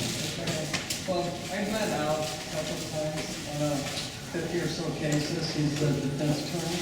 But anyway, a couple of times it's been mentioned you should network all students. If you'd like to meet Al too, send me your resume. But anyway, this is actually specific to some of these cases. It goes to the per claimant, versus per defendant. And, and I'm not sure how much the interplay between the Tort Claims Act and the Civil Rights Act was addressed, but we have a situation where there are, billion-dollar out-of-state corporations getting Tort Claims Act protection, meaning caps, no punitive damages, no intentional infliction, emotional distress, all those things. And then at the same time, they're considered a public employee under the Tort Claims Act. They're arguing that they're not a public employee or public entity under the New Mexico Civil Rights Act. So basically, there's a potential for a vacuum where these extremely large corporations are going to fall through the cracks and not be held accountable for what's going on in New Mexico. And I don't know if that was addressed, but Can you say, I imagine you're talking about operators of healthcare facilities? Exactly. So, without knowing which one you're talking about, are we talking Well, about? it's New Mexico Corrections specifically. Yes, the There's corrections. contractors there and unsettled body of law regarding the interpretation of the Tort Claims Act and protection of these corporations. Are they making the claim that they are not public They're making the actors in claim. federal court or state court? No, this is state court. They successfully argued that they're a local public body in state court under the Tort Claims Act, and they're also arguing that they're not a public body under the New Mexico Civil Rights, rendering them eliminated from suits under the Civil Rights Act. So there's the potential for those to fall through the cracks. I don't know if that's been addressed, but well, first of all, the Tort Claims Act I think needs to be addressed because it is an unsettled body of law, and I'm not sure that the drafters intended for out-of-state billion-dollar corporations to get Tort Claims Act protection, but I would like to hear from the legislators. So we didn't, my hope is that there, in the future, is no interaction between the Tort Claims Act and the Civil Rights Act. Like I said before, the Civil Rights Act was meant for serious violations of rights afforded to the people of New Mexico by the New Mexico Bill of Rights. And we did not want to have this be a shortcut way to get attorney's fees for slip and fall cases. I mean, that's like, that's a very, I'm happy to say that. I would say, it is sort of a general comment, I would advise my colleagues against amending the Civil Rights Act, at least for a very long time, and let the New Mexico courts figure out the answer to your question about protections to government contractors under the Civil Rights Act. I think that's the perfect place to wrap up. Thank you all.